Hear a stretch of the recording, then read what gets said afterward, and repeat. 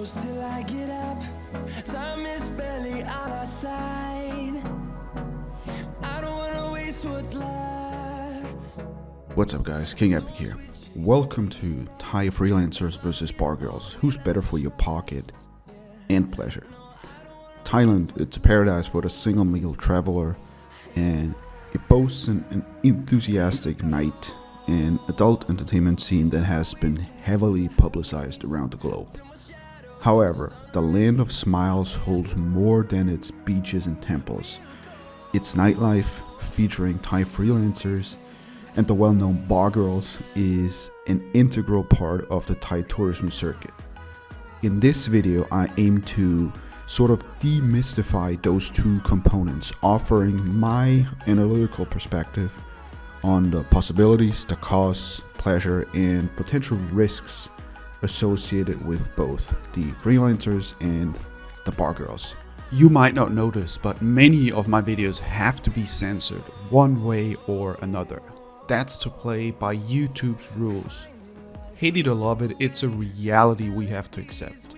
The uncensored videos and more bonus videos I regularly send out via email. I call it King Epic Insider. It's entirely free. You simply enter your email and get bonus videos, updates, and more. Simply check this link in the video description to head over to kingepic.com/insider.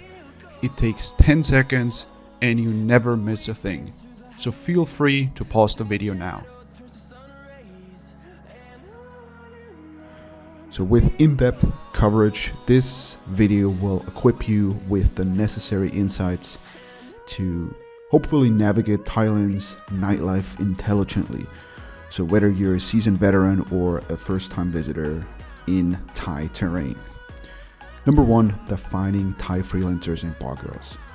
So understanding these two key players in Thailand's nightlife scenario, in my opinion, is imperative before heading into the underbelly of Thailand's adult entertainment spectrum.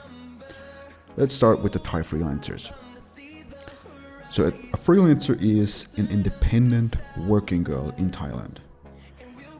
That girl is not employed by or tied to any bar or a bar complex or a go-go club or a specific nightclub. Freelancers trade their autonomy for the freedom to choose their working hours and negotiate their rates directly with the customers or directly with you. Now, bar girls are the complete opposite. A bar girl is, as the name says, employed by a bar, mainly located in the red light district, for example, Nana Plaza, Soi Cowboy, or Pat Pong in Bangkok, or Walking Street 26 in Pattaya, among others. And these girls primarily attract and entertain guests in the bars, encouraging them to spend more on drinks. However, if mutual interest arises, they can also leave the bar with customers who pay the bar fine. Now let's talk about locating Thai freelancers and bar girls. Knowing where to find these nightlife, let's call them nightlife participants, can make your evening pursuits in Thailand easier. The freelancers are often found around popular nightclubs and discotheques like, for example, Insomnia or Marine Disco in Pattaya, or Climax, Penny Black in Bangkok. They're also seen along certain roadsides and online platforms. So the well-known sites, Tinder, Thai Friendly, not so much on Bumble, and there's other Thai sites that you can use Google Translate with, where you really find like hundreds of freelancers. But in my opinion, if you're a newbie, if you're not really familiar with the Thai scene, you don't speak Thai, and you want to get started, probably where you find the most freelancers is not Bumble or Tinder, it is Thai Friendly. Now let's talk about bar girls. As their name implies, bar girls are primarily located in the numerous beer bars, go-go bars, or beer complex arenas in the tourist areas, usually in the red light district. That's where you would find them.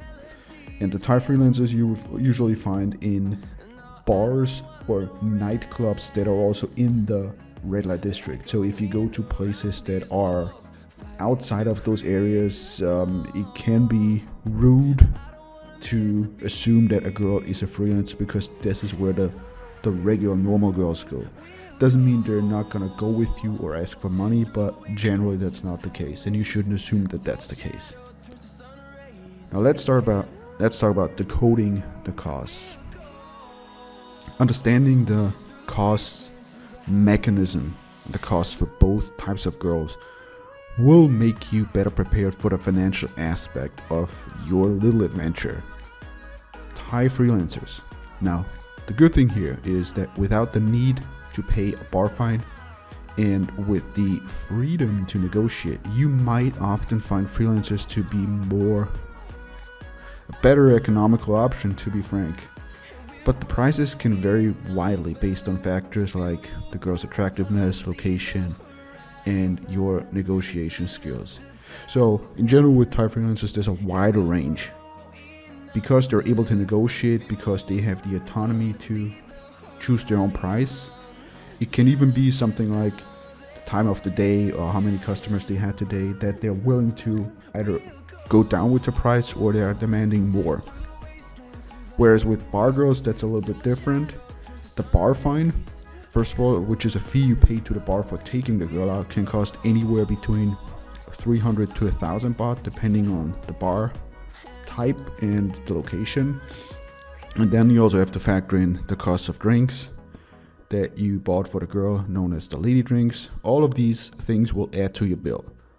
Plus, there's the girl's fee. While the bar might have a minimum set price for the girl's time for the bar fine, the fee for the girl can usually be negotiated directly with the girl.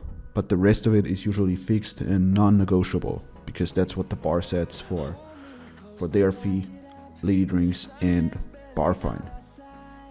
Now, while in my opinion the monetary aspects are crucial, let's not forget about the most important part, which is the pleasure component. It's an indispensable part of that whole equation. With the Thai freelancers, they're independent and they might offer a more personalized encounter, what you can do with them, because there are no strict bar guidelines governing their behavior or what they're allowed to do, how long they're allowed to stay, etc. While some bar girls might rush the encounter to get back to the bar because they know they can continue earning money, others might offer a more relaxed experience. It all boils down to the chemistry and bond you form with the girl. Almost coming to a conclusion here, but let's not forget about another very important aspect of the whole fun thing, which is risk. Being aware of the risks associated with both freelancers and bar girls is important so you can safeguard yourself from unpleasant experiences. Again, if we talk about Thai freelancers with their autonomous operation, the risk factor can be relatively high with freelancers. They might exploit your innocence to charge high prices or dupe you in some manner.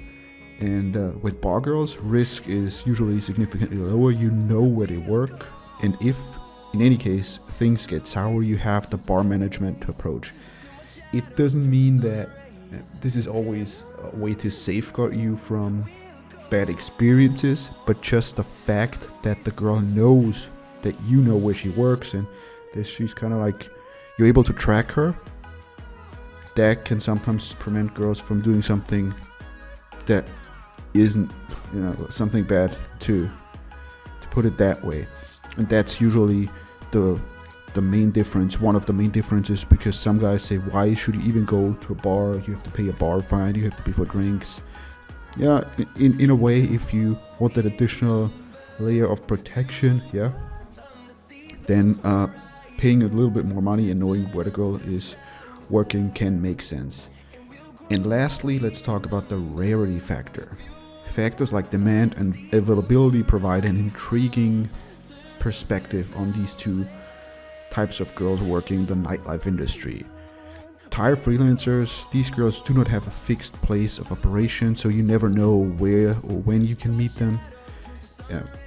Not including online here, but I'm just talking in person. You would never know, okay, this girl is at that club or at that bar at that time.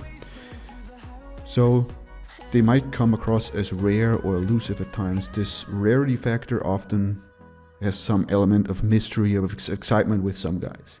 With a bar girl, it's different. A bar girl is usually available every night in her respective bar, making the whole thing more predictable and readily available for someone who wants to take out a girl. Now, the whole thing, of course, changes when you do online because you can always message the girl, etc. But I'm just talking about meeting freelancers in person. If you do it online through whatever site or app, you have some additional protection because you can save the pictures and you know what the girl looks like in case there's anything that happens. But that's the main difference between the Thai freelancers and the bar girls. So as a conclusion, choosing between Thai freelancers and bar girls is more of a personal preference. If you value freedom, flexibility, and the thrill of negotiation, then freelancers might be your cup of tea. If a more structured format, safety, and predictability appeal to you, then bar girls would be your preferable choice. The key takeaway here is to be respectful, in my opinion, and considerate of the girls you interact with, ensuring that there's consent and interest on both ends. So proceed with understanding, caution, and empathy, and then you will have a memorable experience in navigating Thai nightlife.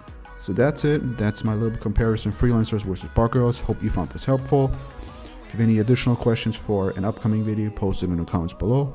For bonus videos, you can check out the links in the description. There's also kingepic.com/insider for bonus videos and regular updates. Other than that, see you next time.